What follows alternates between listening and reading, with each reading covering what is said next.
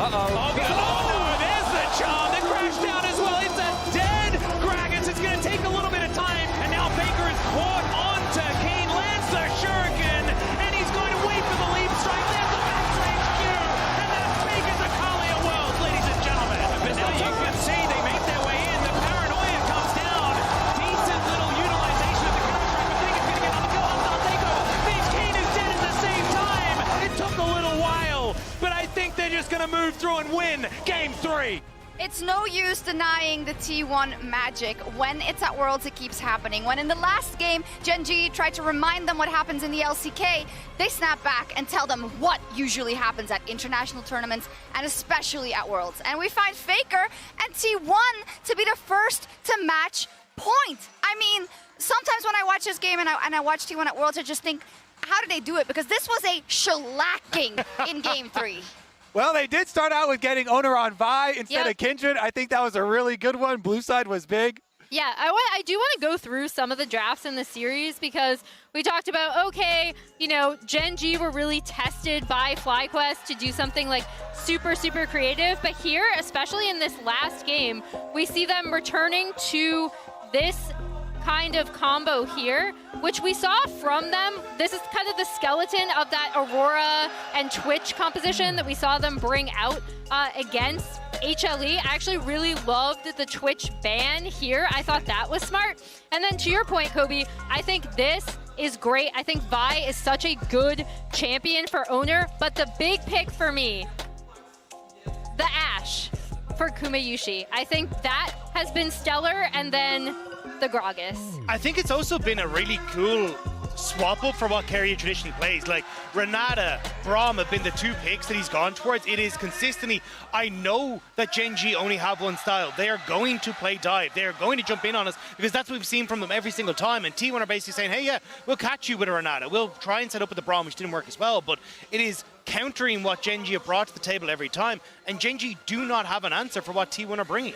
And mainly also, it seems like they are getting more questions thrown at them, maybe even from their own decision-making. Because let's look at a sequence of play, right? In Grubs and at the Grubs, and then also in the mid lane. I did not know, or I did not. If you took the nameplates off, I wouldn't believe you that this was Gen G.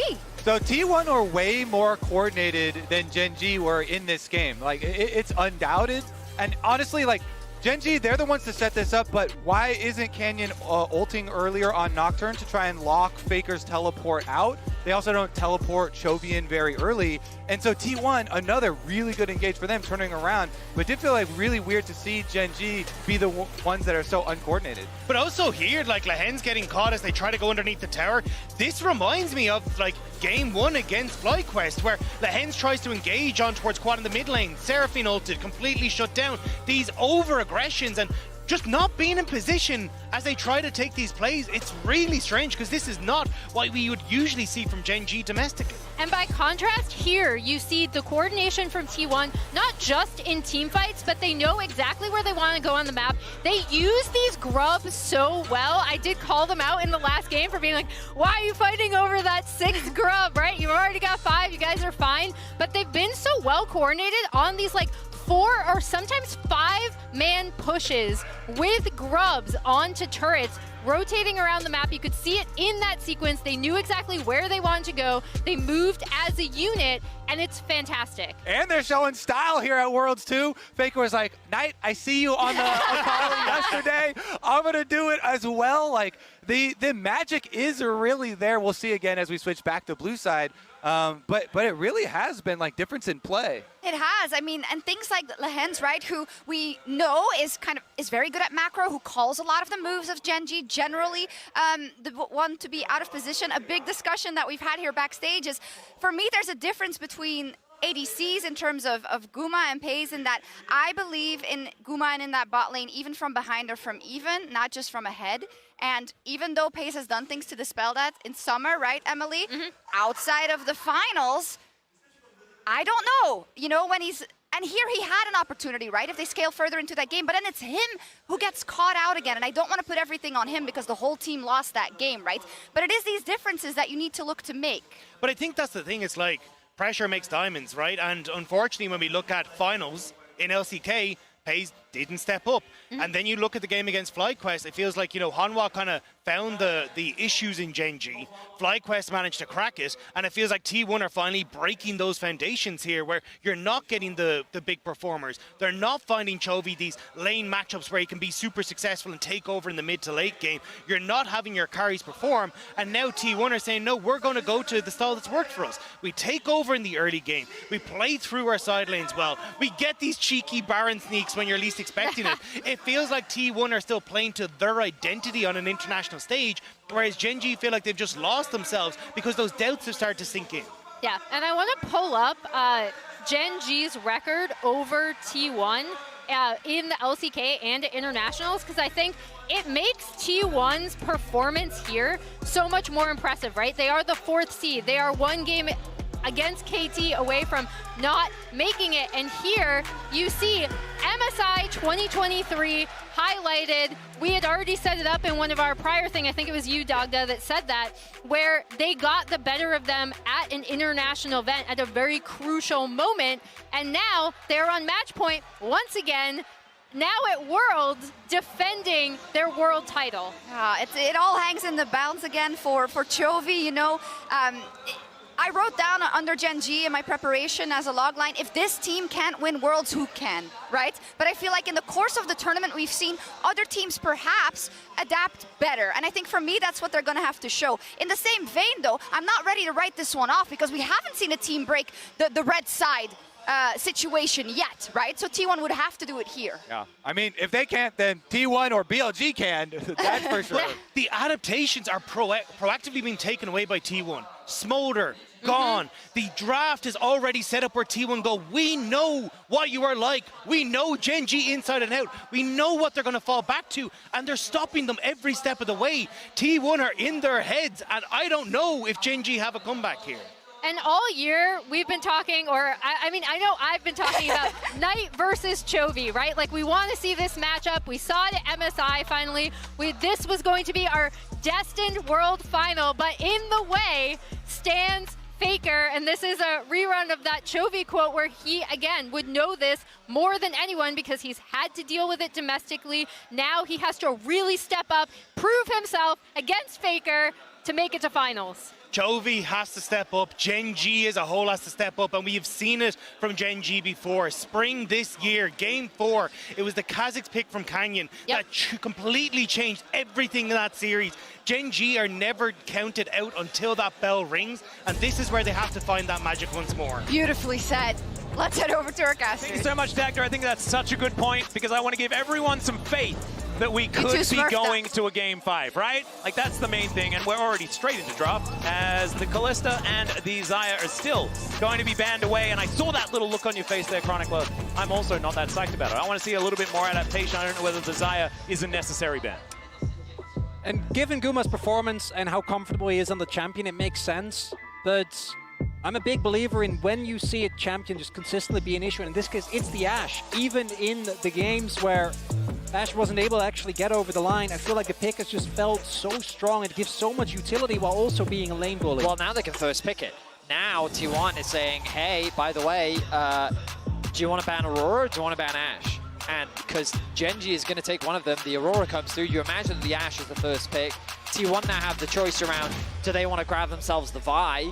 It's proven to be very effective, but also what is their answer into it? Because the truth is, Guma hasn't really shown something like an Ezreal, right? This is not something that he goes to, which we've seen as a typical answer at Worlds. Jhin would be his likely response. Something like the Caitlyn would be his usual. Maybe a Draven could come through. But given the current meta, with all the presence of the lane swaps, I'm not sure how effective they are. And I was going to say that this is something that we've seen come out sparingly this Worlds. This was Gumayusi's best champion Varus, for a long time.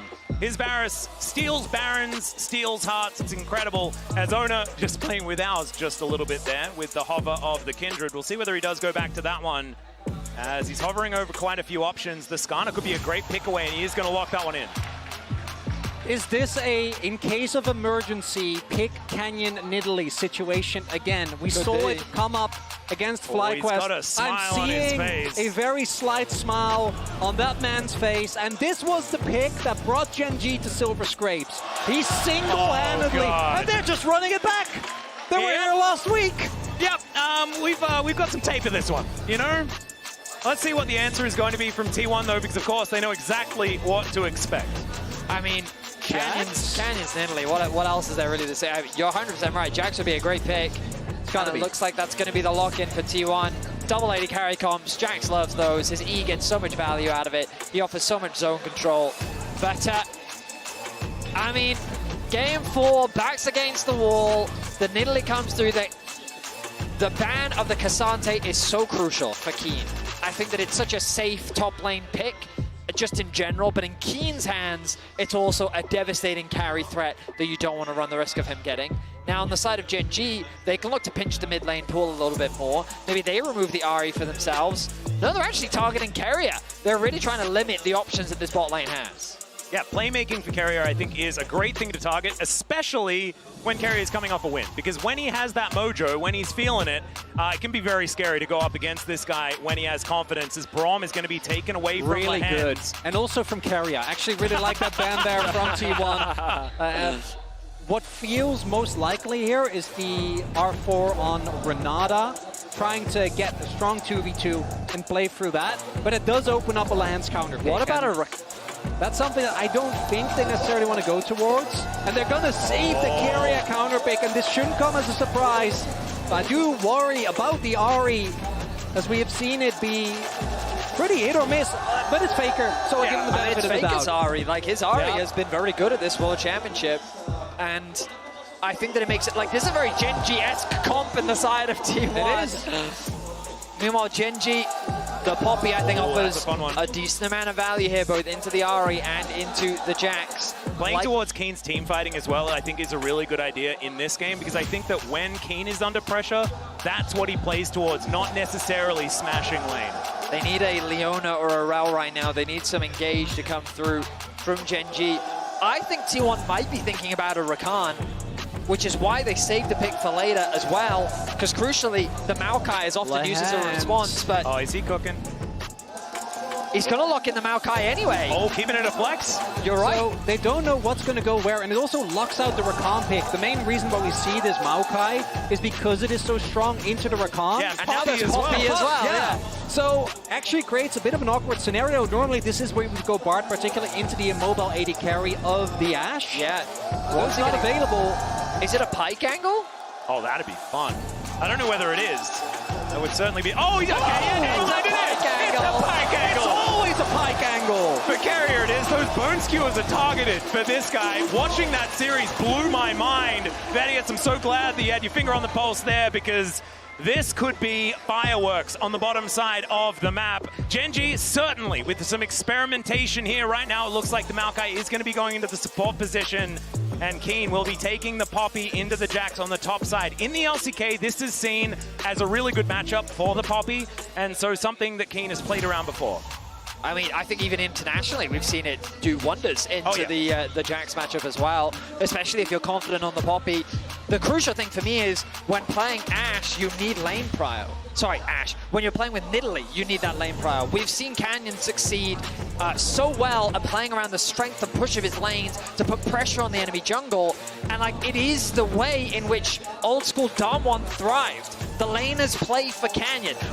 I mean, me and Quickshot back in the day used to have a thing called Ring the Beryl, where Beryl would cover for lanes to help them push out waves so the Canyon could keep farming, right? This is a champion synonymous with this jungler, and it's so crucial that his laners give him the prio to play the champion to perfection and allow him to thrive in the ways that he so often does.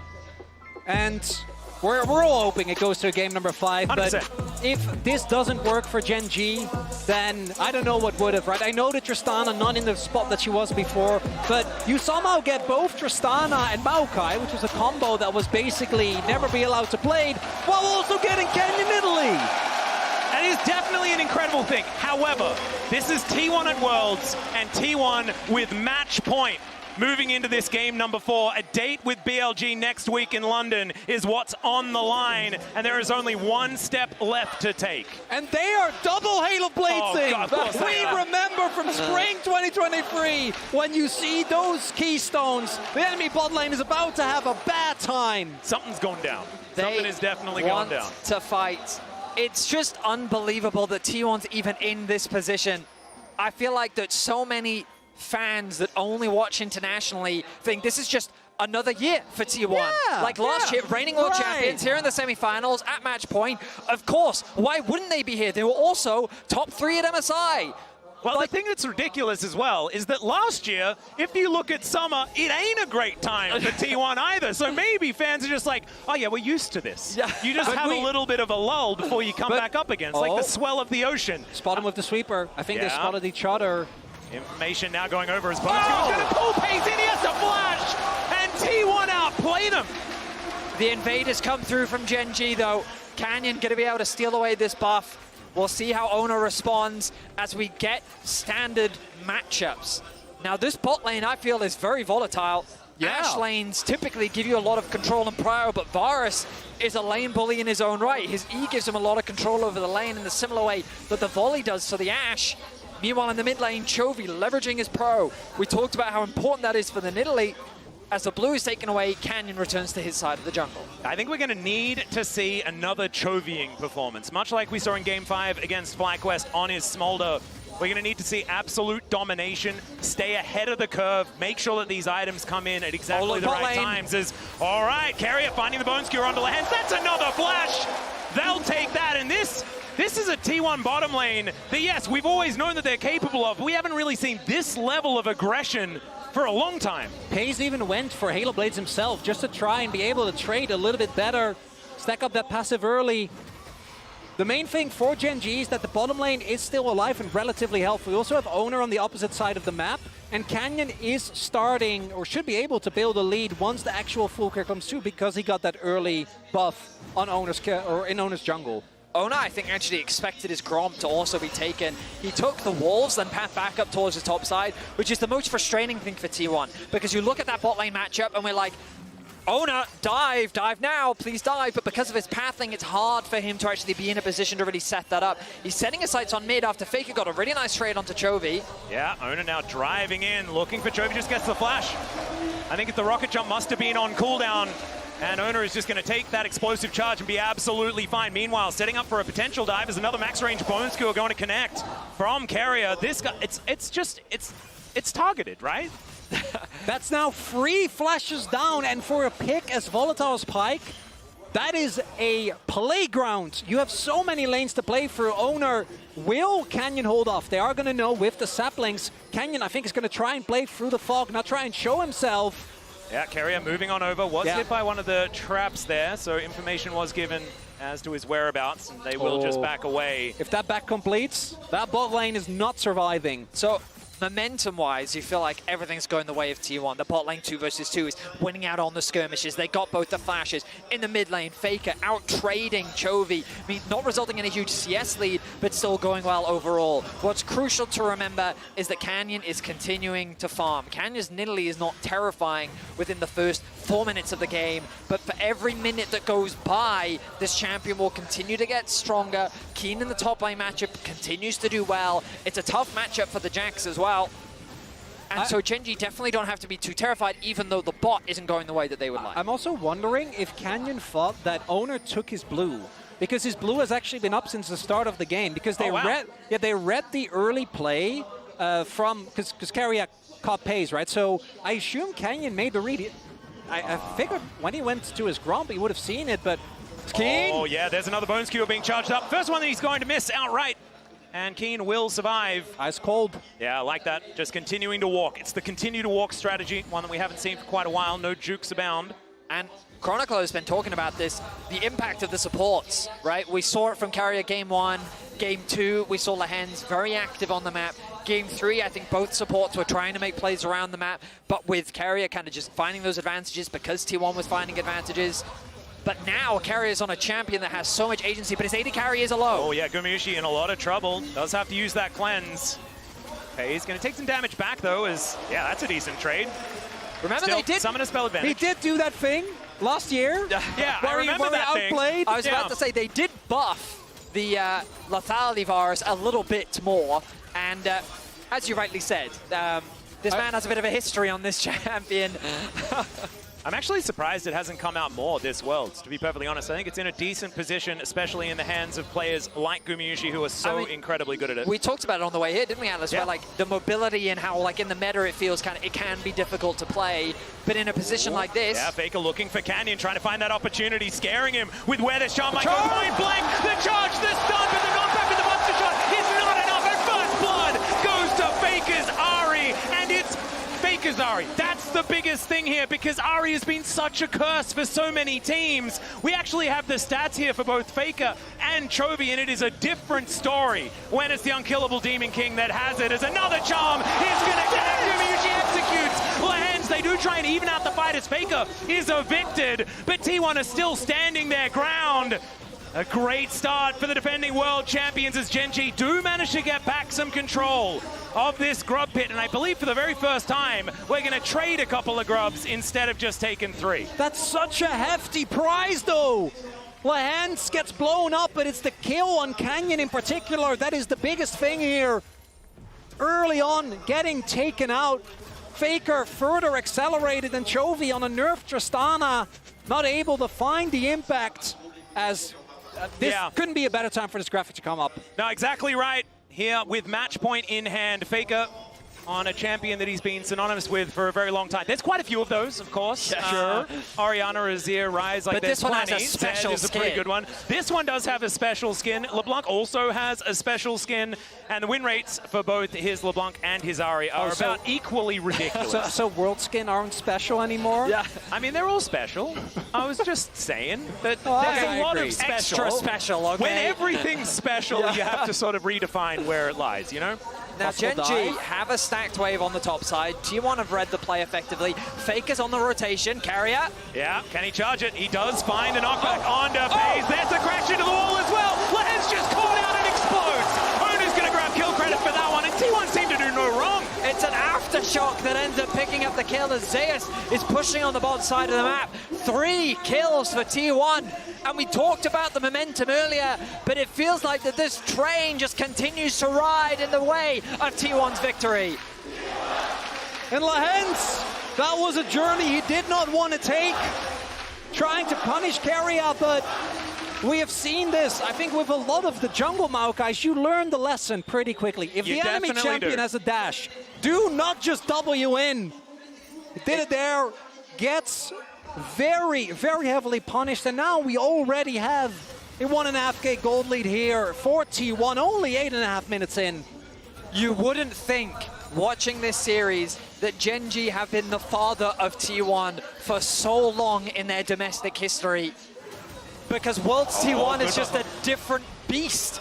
They are the only team in the world where the plot line truly seems to be unbreakable. Yeah, the script really just seems, like, as much as you talk about it, it still seems infallible. As, all right, looking for a bit of an opportunity towards Gumayusi, but he does the walk strat, moves away.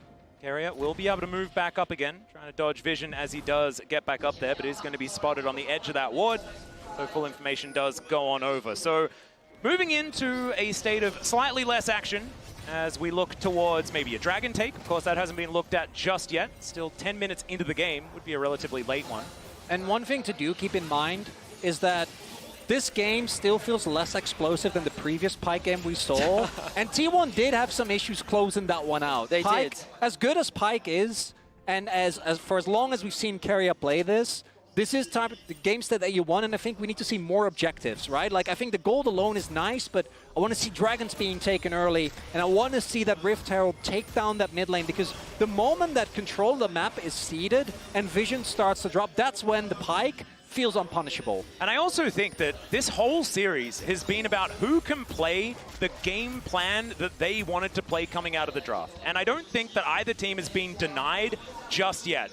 in the shellackings that we had games 2 and 3, it's because Gen.G and T1 both enabled their win conditions so incredibly well. This time around, we haven't quite seen that happen just yet. Still an opportunity for Gen.G to try and turn the tides of this one with moving Chovy into side lanes, obliterating these turrets and creating leads that way. The only problem for Gen.G right now is they're not in a great position for grubs. They have just secured the Dragon, which is a nice pickup for sure. However, on the top side of the map is T1's bot lane. Zeus does have the TP available. I'm pretty sure he has it available at the very least in a few seconds. So this is going to be a difficult objective to contest, meaning that 4 grubs will go in the favor of T1. Don't let it go. No possible contest, and a Nidalee composition that isn't able to snowball early objectives. And a Tristana composition that doesn't get a decent amount of grubs. Yep, quite rough, and there is vision. Gen.G obviously knew that this was happening. Oh, Keria looking for a bone skewer on his on Kiin there towards the top side. Canyon pathing back towards top, ready for a potential dive. Knows that Kiin needs to catch this wave, and he's working with Chovy to clear out some vision. Nice spear connects. We're going to be saying that a lot this game, I feel. Yep. We'll see how impactful those spears end up being, though, as now these neutral objectives fall away from the Rift. We turn back to a neutral game state, and these teams turn their attention towards the remaining plates. 2.5 minutes remaining until those fall off completely, and you're going to be seeing teams cross-map. Look to try and secure as many of these as possible to funnel that early gold injection to get ready for those first items. As you can see, Malignance and Heartsteel already completed for Faker and Oner. And it's so interesting thinking about where team fights are going to go later on in the game, because I feel like anytime a Poppy exists, any team fight can go towards the Poppy team if that ultimate is going to be used effectively, especially when it's, you know, say Oner gets an amazing ultimate and then gets just Poppy ulted away, and then, you know, if it's a 3-man ulti, he just dies. That could be kind of funny. Certainly some interactions that could work out there, but it really does change the tide of how this game is going to work. There's also a lot of champions on T1 that rely on their mobility to make plays in fights, right? Pyke is the most obvious one, but even for Ahri, it's the case is, I don't know if they really have an angle. They don't have any vision, so they don't want to risk it. 2v2 could not go their way, but the fact that the Maokai, even with Lehends having a really rough performance so far, in team fights, in theory, should be able to do something like, look at the game state, look at the map state. Keria is everywhere. Peyz just keeps having to drop waves. Oner's looking for a possible punish now, and reinforcement on the way. I don't know if they're in time. Flash has to come out because those chains of corruptions would have just killed Peyz, especially with a Scorpion making his way in. Lehends a little bit late to defend the summoner spell of his lane partner. Still, just plates going over for T1. As, man, that bone skewer very, very close to lopping down the tree. That's what you do, right? You lop down trees? Yeah, it's correct, actually. That's the perfect terminology. Sure. Herald, going to be the next objective that lobbing will be commencing. We'll see who gets that objective, as right now the T1 members are resetting. Vision needs to be replenished, gold needs to be spent. Gen.G going to push out these waves. We'll give them initial access to the topside river, but it means that they haven't had that opportunity to base, spend some gold, and look at those items between the 280 carries. No Blade of the Ruin King completed yet for Peyz, or even Static Shiv rather, I should say. And we'll see what direction he goes as yeah, and getting Gumayusi onto that single item before Peyz gets there as well. We know what this guy can do with his Varus. He is just exceptionally strong on this pick, as Keria continuing to be annoying. And like you were saying, this guy is pretty good on Varus, as we can see. He's somewhat familiar, yes. Yeah, somewhat. This feels like a Hail Mary here for Gen.G. If they lose can't this start fight, a Baron, though, because Gumayusi's on Varus, like we were talking about. You can't do that. We're talking about plot armor. I mean, that's to bridge too far, as now Oner is just trying to bully them out of the area. Baker's actually gone back to base. He does have the TP available. He's going to commit it now to the top tower. Might even be able to grab an outer before he makes that flank happen. This is it. Should be able to lock it in as Kiin gets in there before the arrow does come down. Slightly mistimed, but yeah, Kiin was already softened up. And you can see Zeus makes his way into the mid lane. They are taking control of the lanes as Gen.G are committing onto this Rift Herald. Chains of Corruption going to connect onto Lehends. He's thrown down the ulti, but he's just dead. There's nothing he can do, but Kiin gets rid of 2, and now Faker, he's able to dance his way out. Keria, he's burning, but he should be absolutely fine. Regens that health because he's out of vision, and Chovy still in a little bit of trouble. Zay's going to take a mid lane out of turret at the same time. They take the Rift Herald, but at what cost? Way too much cost. They give up 2 turrets. A kill goes over again. And the Herald alone is never going to be able to recuperate all that loss. It's a devastating position for Gen.G to be in. The lane economy snapshot represents the difference in gold right now. I would say there's an economic advantage for T1. That there is. And T1, they do sacrifice the Herald. It was an awkward position for them to really get in because of the Maokai ultimate. But they secured the top tower, they secured the mid tower. Honestly, T1 was a little greedy even trying to contest that because they committed both top and mid to securing those outer towers. They got level 11, and then I thought they were trying to collapse. But of course, getting a pick is still worth it after securing those objectives. Second dragon of the game will go towards T1, equalizing that up. But the goal difference is the most crucial thing. Oh God, another one. We got the big souls in this series, and also this means that we've got Hex Gates, so teams can fight a whole lot more than they otherwise would. Also gives you a little bit of leeway in your movement around the map as well. Can certainly feel good to try and snowball things further forward.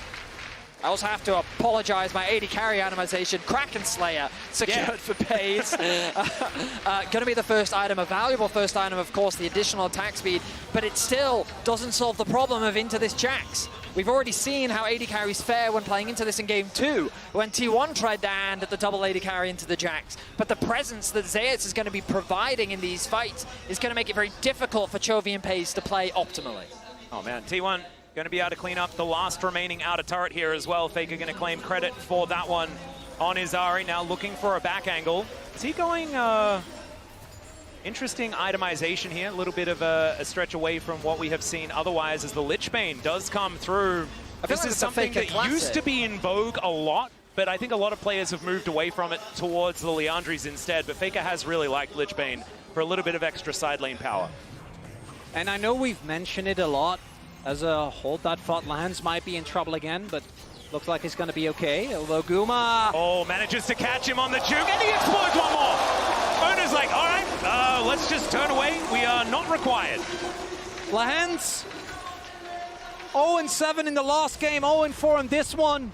Just not able to be where he needs to be, but I want to hone in on T1's performance, because this team was, and if you experienced it, you'll know, but the team that played against KT could not be further away. And I know they do it every year, but that doesn't take away from the fact that it is such a transformation, because it wasn't just the meta, right? It was also the cohesion of the members, the confidence. I mean, remember that in a world where there is no 4th seed, T1 isn't here. Yeah. Right? Yeah, It's exactly. just Damwon takes their spot, or D plus Keria, my apologies. Yep. But the addition of that 4th seed, allowing T1 to be here, for them to be in this position. In the past, they were denied that when they did have those slumps. They didn't make it to the World Championship, but they are an organization, and that man in the mid lane is a player that has never missed a semi-final. And also, if they manage to win here this year, it's 2 4th seeds from the LCK winning in the last 3 years. That's kind of insane. That's even a thing we can talk about. You guys need to stop. We are getting a bit ahead of ourselves. We are definitely getting ahead of ourselves. T1 fans are definitely getting nervous. I apologize. I know I'm like not even allowed to tweet about this team anymore, if you know that. But the as point soon as I is, say anything positive, they lose. The reality is that the position that they're even in is already in and of itself ridiculous, considering the path that they took to get here. Which is why their performance right now should be reveled, given how well they've been able to level up. Now, as you rightly said, 5-0 is the score, the lead that they have. 5K is the gold lead. Baron spawns in 50 seconds. Dragon in 1:50. Gen.G still have elements. They still have tools to turn the game around. It all comes down to whether or not they can punish T1 for their mistakes, and if they can find a good angle to turn these fights in their favor. And Gen.G have been pushed many times this year. TES brought them to 5 games at MSI after a 2-0 lead. They were able to persevere. Oh, Faker looking for the charm, doesn't get it. On to Canyon there, but gets the true damage on that Orbit Deception. As Lehends allowed to drive once again. I don't know about it as he gets pulled back immediately, but he's able to absorb a lot of it still. The answering impale is so good. The arrow is going to connect onto the backline, onto Keria to deny him bone skewering anyone forward. And Gen.G, I mean, it was dangerous, but they get out of there after the charge, just not earning that much. A very tense back and forth as T1 is able to protect their mid-tier 1. Gen.G, the idea was pretty promising there. The Ashe arrow didn't actually connect onto the Skarner. If it had slightly further away from the tower, that could have been an opportunity for Gen.G at the very least to get a pick. But it connects onto Keria on the back line, which they really couldn't follow up on. Ultimately, though, no one ends up dropping. Gen.G have good setup for this top tower, but the TP is committed. Can they dive? We'll see. It's going to be a fair bit of damage onto this one. Spear is going to be coming out perfectly. There's the twisted advance. The charm goes wide. Faker's dead. That is going to be Canyon taking him down, but it's now Zeus trying to be the hero. He catches Canyon with the counter-strike stun, and he's under the wrong turret. Lehends going to go down for the 5th time, and it's a double for the other solo laner. They may have got Faker, but this is what he does. He baits them into death, and it's Baron started for T1. Every T1 fan has seen this one before. You think you catch Faker in the side lane, and Gen.G, they know they can't contest this Baron. They're just TPing to mid to try and get something in return. Gen.G just wanted the tower. Faker TP's in. They sit there and say to themselves, this should be an easy pick. His ulti wasn't off cooldown, but the collapse was crucial. Gen.G, I don't think you can do this dragon. They're going to start it, but the collapse is coming through. Faker's back out onto the map. Zeus as well. All right. Gen.G do manage to make their way back out, as Kiin also trying to get back. But man, this is only the start of the devastation. We've got 2.5 minutes of T1 with Baron. They're going to start by trying to take down this dragon. With the resets coming through from Gen.G, there's not going to be an opportunity. Gumayusi coming on over will start to make short work of it. 2 items for this lethality Varus. T1 really just have Gen.G exactly where they want them. This is such a change from what we saw in this exact matchup in spring of this year, but that was a very different Gen.G. That was a Gen.G that looked impossible to take down. They took 2 games then. They're looking to only miss 1 in this series if things continue going the way they're going. Gen.G with opportunities to try and create miracles, but it's looking like they're going to need exactly that. They want to make their way back into this one. Only a 4,000 gold lead.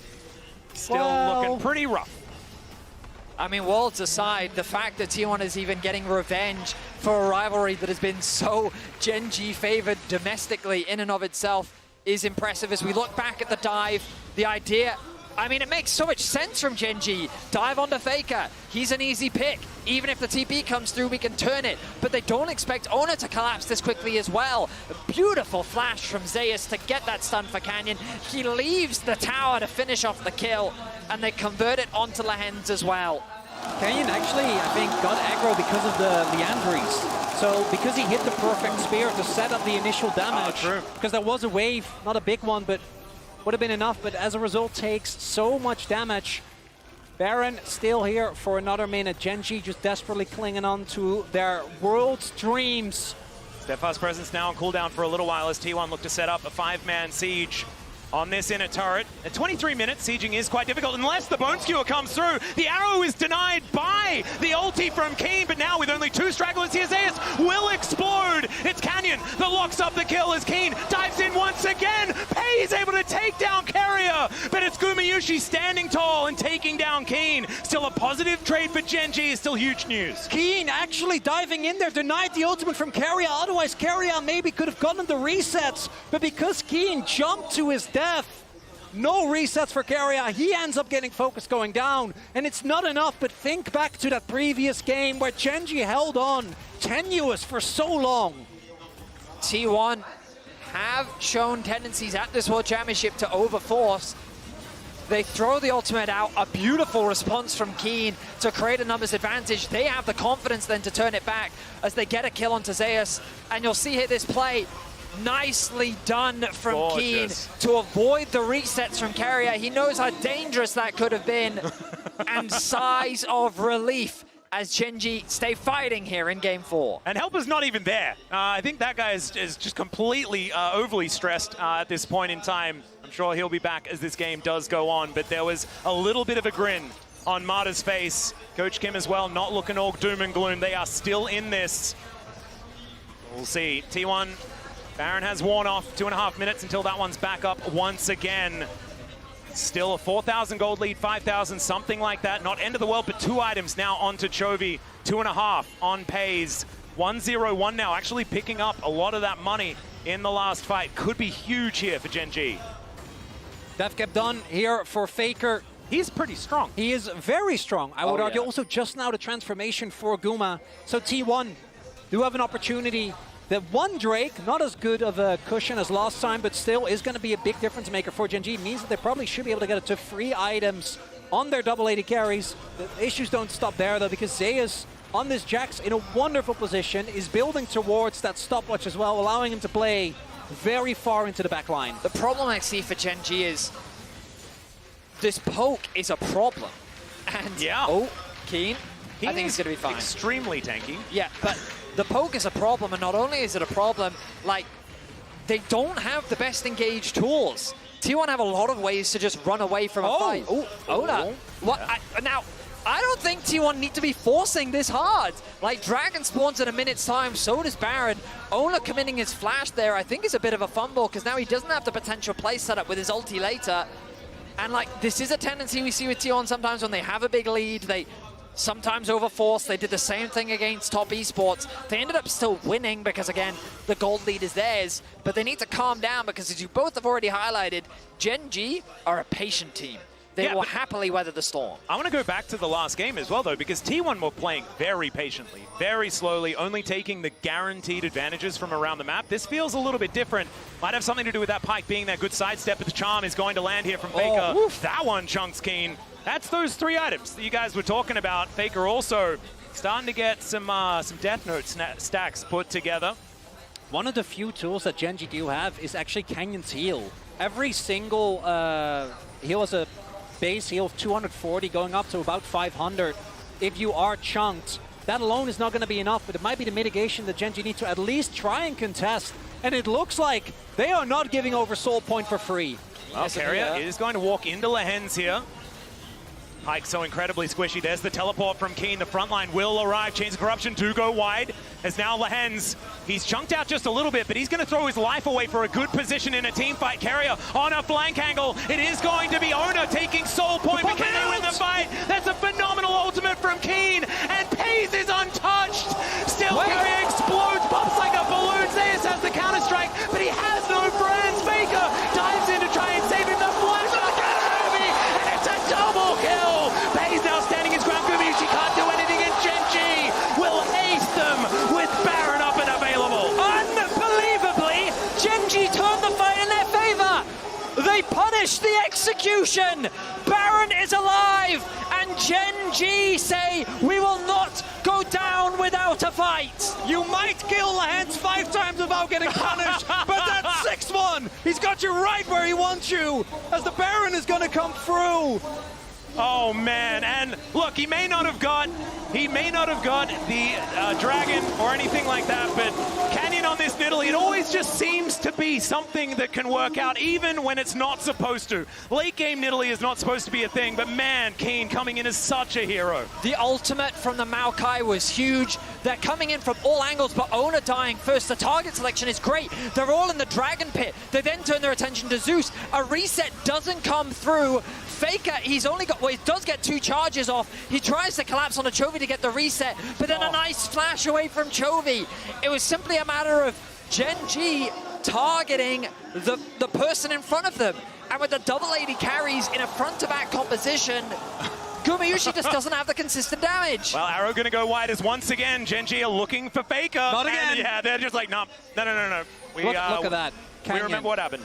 Yeah, how, like, what? It's the most damage in the fight! It is absolutely nutty. Maybe when he puts on Primal Surge, he gets credit for all of the extra attack speed that he gives his I mean, I wish that we could watch that friends. fight again, because I feel like there were so many things that we missed. But all that matters right now is that Canyon's level 16. That's a 3-item Nidalee, ladies and gentlemen.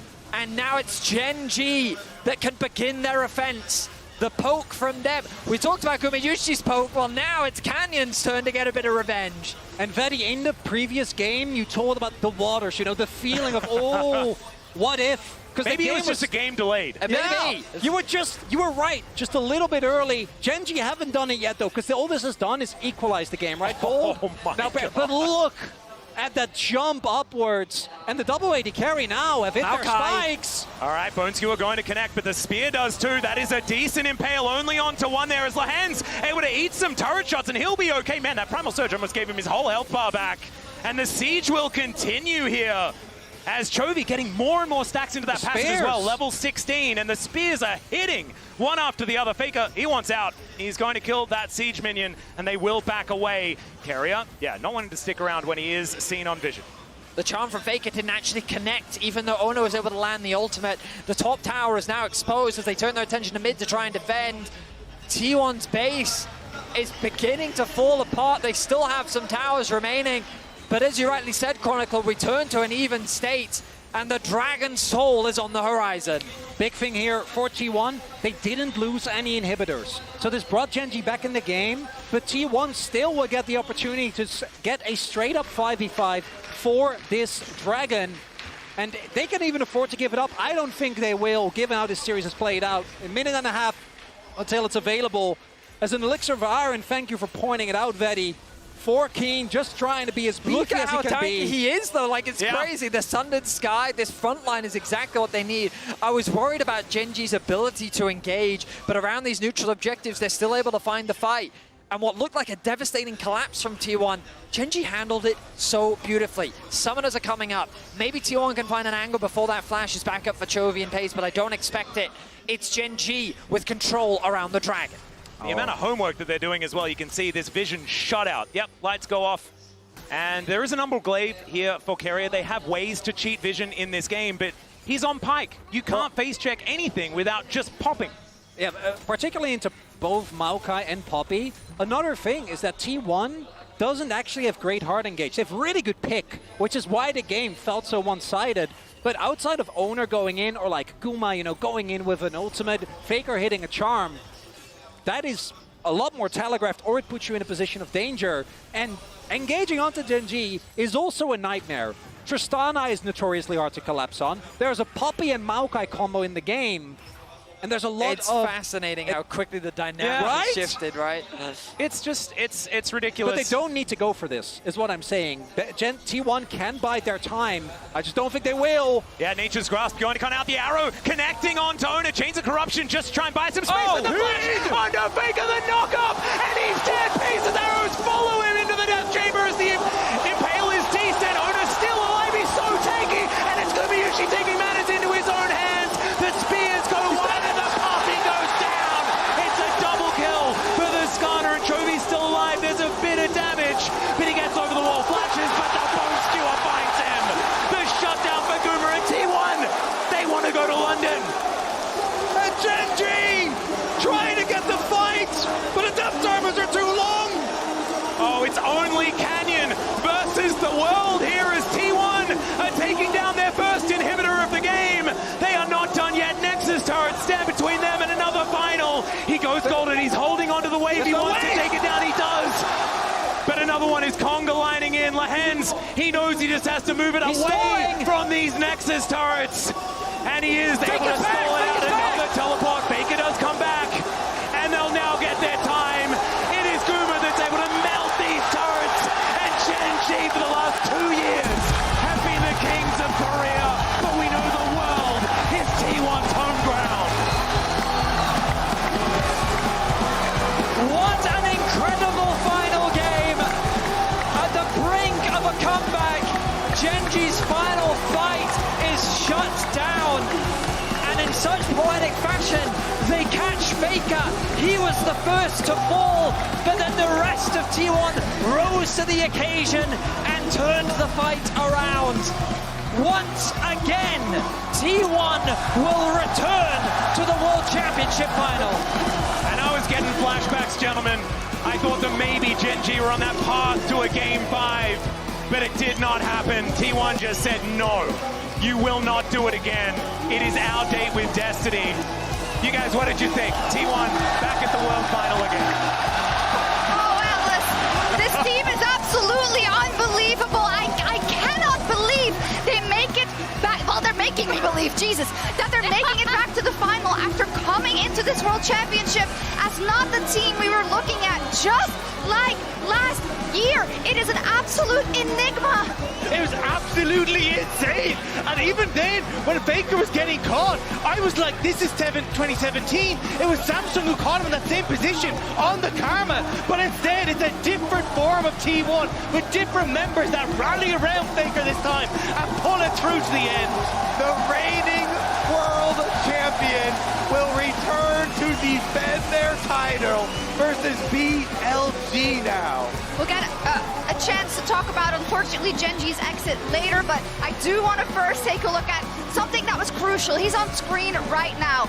Keria on the Pyke in our HyperX Reflex replay, because you were talking about you need a difference maker in a moment like this, and how many times has Keria been that? And that's the thing, you thought it might have been Canyon on the Nidalee, but it was this Pyke pick, constantly catching out Gen.G, playing spectacularly in the early stages, roaming around every year. And I'm shocked he had this performance, because I looked at that man as he stood up from his seat, shaking, shivering. I thought it was Worlds 2022 with the way he was shaking. Like, that man put on a hell of a performance here today. Yeah, as we see a little mental highlight reel of Keria in this game, he now is second in international performance assists.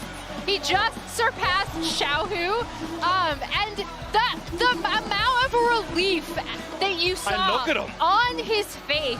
He's so, like, it's such an emotional moment for these guys. They've been through so much this year, the pressure of defending their title. Bring it on! Yeah. Pin, I see you! Guma egging on the crowd. You could just see the entire coaching staff coming out, all of the emotion behind them as well. It makes it so much sweeter to overcome the adversity they faced this summer. Again, like, to have them be able to be one of the few teams go back to back, it's them, it's only them that have been able to do this, T1 the org, back to back to defend a world championship title. But think about how many doubts have had to be on them throughout this year. Reckless world champion, it's a path. Think about it, you come into summer, you barely scrape in, you go to 5 games against KT, you then, like, you get knocked out by Hanwha in playoffs, you don't even make it to finals. Everyone is thinking this is the year T1 fumble, and we've got to look at a team like Gen.G to step up and take the mantle, a team like Hanwha who were coming fresh off the heels of a first place in the LCK. But no matter what, it feels like once you get to internationals, it is T1 who will always represent the LCK and always be the team you have to take down. That's why we predicted T1. Exactly. Big brains people in who the don't corner. see it just don't see it. What can I Believed in the magic. And the world's magic is so real. I feel like we've had so many stories like this. I mean, like you say, T1 were 1 game away from not even being at this tournament at all, and now they're back into finals. We also get BLG actually getting what they asked for. Bin wanted T1. Bin was laser focused as he was watching this game. We saw him with Elk. He's ready. He wants it. He wants the 5 games versus Zeus. What you were saying about that magic, it's true, and it convinced me, and that's why I predicted T1 also today. Also, you know, kind of, you can never count them out at Worlds, but last week being here, seeing the way they handled TES, right? And seeing how everything here was so electric, right? Those enigmatic players stepping on stage and kind of willing everything around them. I think it's crazy, and it's going to be such a sick final. I also, like, I really like the way they did it, right? Like, their draft adaptations have been really, really good. I think they've found stuff that's super comfortable for them, and maybe not stuff that we would necessarily expect. Having them watch them all year. Dagda, you mentioned the swap that Keria had, right? From these range supports to melee stuff like the Pyke. most melee. But it does feel like that flair is back, right? It's like the T1 that they have a strong understanding of the early game. They can snowball through these leads. They have that magic in the draft where Keria can bring out a Pyke or anything that he really wants to. And it was Gen.G who just weren't able to keep pace with so much of that throughout this series. And I love, Shocks, that the magic that you're talking about for this T1 team, it shows up in team play. It's not like, individual players, right? It is the coordination from this team, from LCK to now, is so much more on point. And in this game, you know, we're getting Bone Skewers getting picks, Charms getting picks, Guma's ultimates getting picks. Grub Prio demolishing turrets. Guma is going to be interviewed on stage with Lauren G. Sun in a second. So listen. Guma. I mean, what a bit of a showman also, the way he was just clapping to get them going. I think they're ready. The arena sounds ready for it. The Verizon post-game interview. The crowd wants it. Guma with Lore and G-Sun.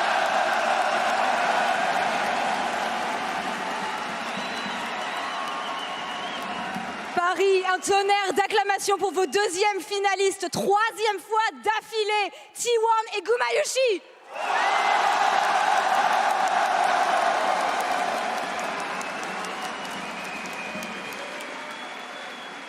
Genji les a battus 10 fois d'affilée, 10 fois d'affilée, avant qu'ils arrivent finalement à les battre aujourd'hui et se hisser une fois de plus en finale. Quel a été le facteur déterminant aujourd'hui? Genji beat you guys 10 times before you finally defeated them today. Tell me about it. What made it special? What made today different? 젠지가 사실은 오늘 경기 전까지 T1 상대로 10연승을 달리고 있었습니다. 오늘 어떤 점이 달라서 다른 결과가 나왔을까요? 이곳이 월즈이기 때문입니다. Because this is Worlds. C'est les Worlds et on sait que pendant les Worlds, T1, c'est une bête absolument différente. Mais qu'est-ce qui les rend différents? Est-ce qu'ils sentent, eux, justement, quand ils jouent ces matchs, qu'il y a quelque chose de différent? I have to follow up on this because we keep on hearing that T1 at Worlds is a different beast. Do you feel anything different when you play on the world stage that makes you pop off the way you guys did so far? 말씀하신 것처럼 T1은 정말 월즈 무대만 오면 더 특별한, 더 강력해진 모습이 나오는데요. 선수분도 스스로 월즈 경기를 치르실 때 뭔가 다른 느낌이 들기도 하나요? 개인적으로는 좀 그런 느낌이 생기는 것 같고 좀 더 게임에 집중하고 몰입할 수 있게 되는 것 같습니다.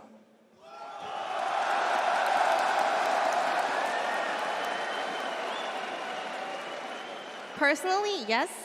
Somehow I get to focus up even more and also I kind of get into the flow state.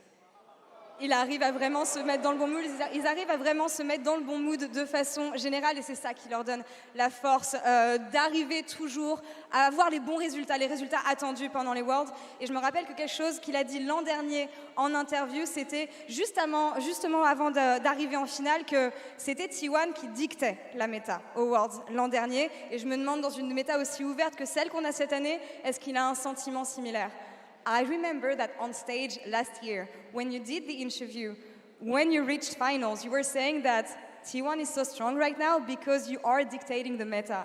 Do you have a similar feeling this year, especially given how open the meta has been at Worlds? 작년 월즈에서도 결승 진출을 확정 지으시고 무대 인터뷰에서 구마유시 선수가 T1은 월즈에서 지금 강력한 모습이 나오는 가장 큰 이유가 우리가 메타를 지배하기 때문입니다 라고 하셨는데요. 지금도 비슷한 느낌을 갖고 계신가요? 저희가 지금 메타 이해도가 가장 뛰어나다고 생각하고 지도하고 있다고 생각합니다. I can say for sure that we have the best meta read so far and we are dictating still. Ils ont la meilleure vision de la méta et évidemment, dès qu'il s'agit de dominer, c'est le cas de T1 et c'est encore le cas cette année pour les championnats du monde.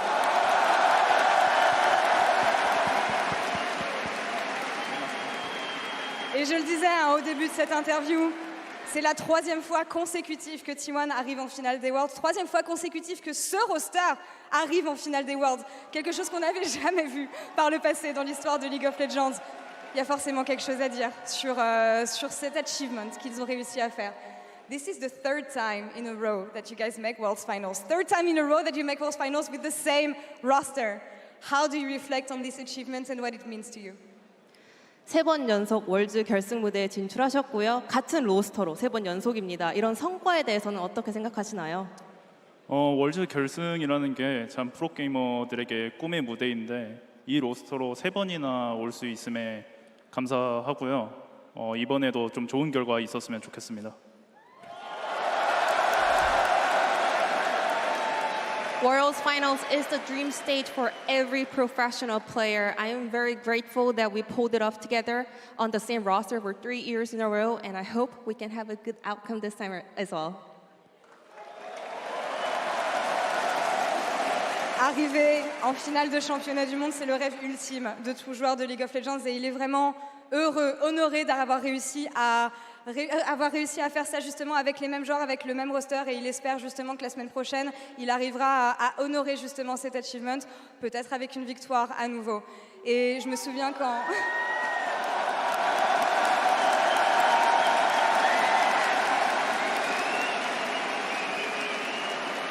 En interviewant Bin hier, il les attendait. Il attendait de pouvoir affronter T1 en finale des Worlds et c'est chose faite. C'est le match que nous aurons la semaine prochaine. BLG contre T1 et on sait ce que T1 arrive à faire contre la LPL. On va voir ce que Gumayusi peut en penser. When I had Bin for interview yesterday, he said that he wants to face off against you guys. He wants to defeat the world champion and bring pride to the LPL again. Do you have any message for Bin and for BLG, your opponents, for next week? 어제 이제 빈 선수가 인터뷰에서 T1을 결승에서 만나고 싶다. 월즈의 T1, 디펜딩 챔피언 T1을 잡고 또 우리 LPL에게 엄청난 그런 위상을 높여주고 싶다라고 말씀하셨는데요. 혹시 빈 선수 또는 BLG에게 전하고 싶은 말씀이 있으실까요? 제가 작년에 했던 말을 잊지 말아야 될 겁니다. You better not forget what I told you last year. N'oublie surtout pas ce que je t'ai dit l'an dernier. Voilà le message.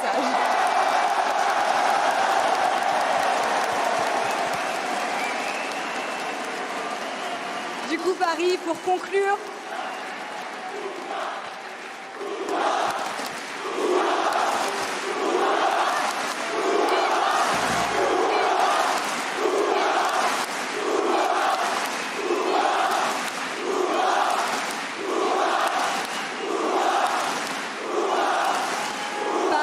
je vais avoir besoin de vous pour cette dernière question. On a passé 2 semaines absolument incroyables tous ensemble. C'est notamment grâce à vous. J'ai vu tout le soutien que vous aviez apporté à T1, tout le soutien que vous avez apporté à toutes les équipes. Donc j'ai préparé un cadeau qui n'est pas que de ma part, qui est de notre part, à tous. Vous allez voir. I want to say thank you to all the fans, thank you to all the teams, but also the fans wanted to say thank you for everything you brought them. They were so hopeful and really, really looking forward to seeing you. So we have a gift. France has a gift for you. I present you a normal-sized croissant. 프랑스 팬분들이 감사의 마음을 담아 평범한 사이즈의 크로아상을 준비해봤습니다. 먹고 후기 한번 들려주시죠.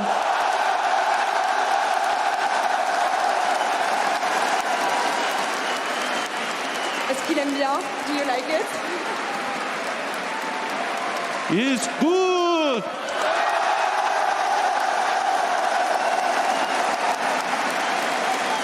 Et c'est fini pour nous ici. That's all first here on the Paris stage. BLG versus T1 will be au 2024 World Finals. Paris, une dernière fois pour T1 et Guma.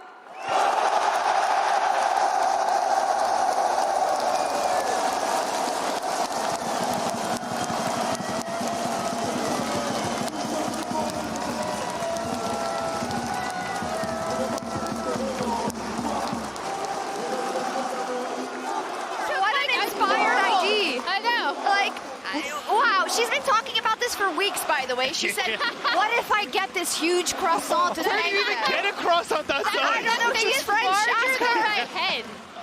Best 2 interviews heading into finals so that we have ever had, by the way. Ever. We do not deserve Bin and Gumayusi.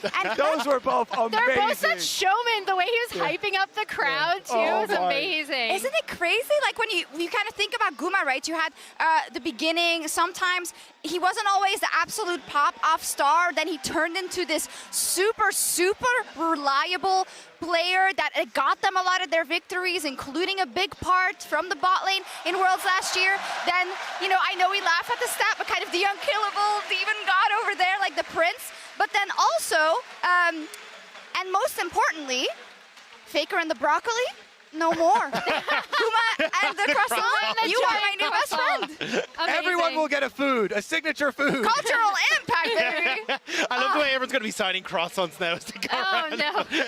But genuinely, like, Gumayusi has been the backbone for me of T1. The fact that he can so consistently just be by himself, enable Keria to open up on the map, and still get all the resources that he needs to be a mega star when it gets to these team fights is incredible. And that's why I thought he was impeccable today. He was incredible. Admit it. You can admit it. We were going to give it to Keria, but you saw his smile on stage and you changed it that to cross on Gumayusi or Upo.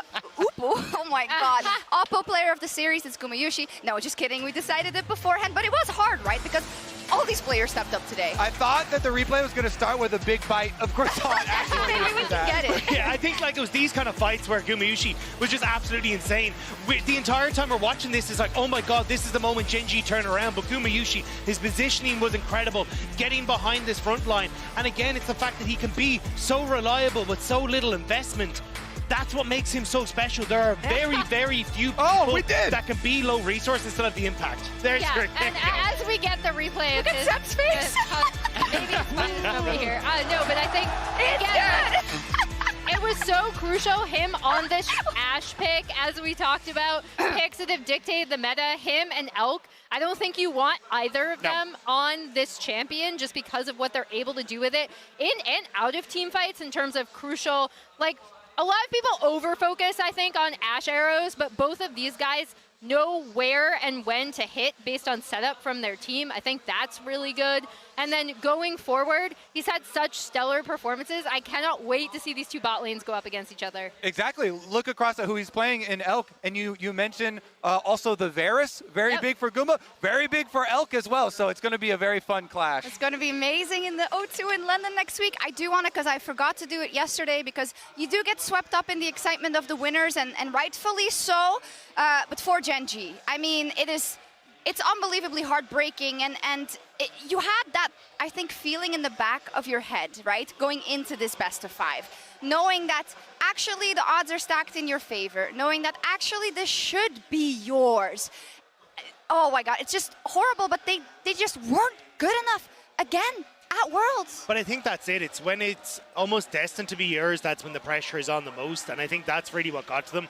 They had played so well all year long. You saw what they were capable of at MSI. They wanted one more trophy, but unfortunately, when push came to shove, it was that pressure that broke them. It started with FlyQuest. It now happens with T1, but genuinely it did. You could see those struggles already starting, and it was just blown open here today by T1. Sure. And it even started earlier with HLE in finals, right? Yeah, exactly. So everyone's talking about the golden road all year long for Gen.G because of how good this team looks and because of winning MSI.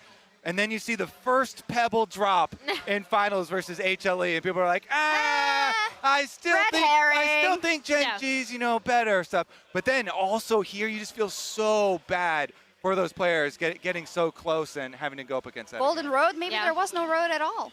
Yeah. Who knows? Well, the road goes through T1. Yeah, it sucks, right? And it's the typical one where it's like you get judged on your last performance when they were awesome for a lot of this year, but that's just how the cookie crumbles. I mean, and can we just, as we're about to sign off, Faker could win his 5th. Yeah, I know. Yeah, what the hell? Yeah. Or Bin and Knight could win their first. Yeah. I mean, it's both are great, both good, but it can't happen together. I mean, it's just absolutely insane that again we see T1 taking to the finals after what was not a good summer for them, what was a disappointment for the fans, but they always seem to turn on when it matters most. But BLG is absolutely no pushover, and honestly, this is such a sick finals. Like, this is going to be absolutely insane. Yeah, and I think that's the big thing is, like, BLG initially struggled at this tournament. T1 had a lot of struggles throughout the summer. These are two teams that now we're seeing ramp up in time to each other finals, and now we have Laura and the giant croissant. I mean, yeah, you had to see it actually. That's wait, if we have a piece of it, will we also be eligible to win the World Championship? That's the best I can wish you. So. But yeah, Laura, can you give us the lore of why you did this? Or so basically, I saw T1 during the Swiss stage and everything, and they were telling me about French pastries, and I spent a lot of time in Korea, and I was telling them, you haven't tried real pastries until you tried French pastries. So I was like, why not bring them a normal-sized croissant? And can we say they have some abominations of croissants over in Korea? Oh, yeah, smashed and everything. So it was about time they discovered the real thing. Amazing. I'm glad you joined us. Is there anything you want to say about how your home city has treated League of Legends and the players? It's every time we have international events here, honestly, we are blessed, and I rediscover how passionate French audience can be around League of Legends. They have allegiances, they support teams, but they support League of Legends, and they wanna celebrate League of Legends together, and I hope that's what you guys felt for the past 2 weeks, because God, it's been good. It's been so good. I almost don't want to leave, but then I think what's on the horizon, and hopefully a full 5 games of BLG versus T1. That's it. Anyone has some kind last words? Oh no, Paris has been amazing. I'd love to hear. Thank you so much for everything. You've been amazing, War, in terms of welcoming us to your home city. Yeah. Shall we do a synergized Guma reaction to the croissant? It's good, okay? In 3, 2, 1. It's good! And we are so cheesy. Oh my gosh. We're terrible. Yeah, we are. But I hope you enjoyed your show here from Paris. Thank you to everyone. Thank you to production. Thank you to the wonderful crowd here in Paris for everything, and the players. We'll see you next week, Saturday, the 2nd of November, in the O2 in London for BLG versus T1. Merci beaucoup. Au revoir. Got a little bit? That's a solo play. It's going to connect. Great impale as well, and I think Keria was there for a second, but now he is just gone. Faker able to dash back whenever he would like to, but straight into the impale. Another solo play is going to lock down Faker, and he is likely to die. Rubs and the Herald going over the Gen G, but the second dragon of the game. Oh, okay. He just wanders on in there. Take the Baron, and Kiin gets back into position, and now Canyon is just crashing into them. The 2-man impale as well. Oh, there's the charm that crashed down as well. It's a dead Gragas. It's going to take a little bit of time, and now Faker is caught onto Kiin, lands the shuriken, and he's going to wait for the leap strike. There's the max range Q, and that's Faker's Akalia Worlds, ladies and gentlemen. But now you can see they make their way in. The paranoia comes down.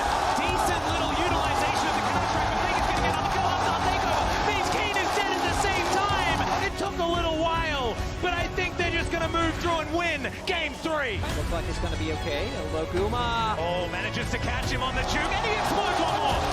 Oner's like, all right, let's just turn away. We are not required. And Peyz is untouched. Still carrying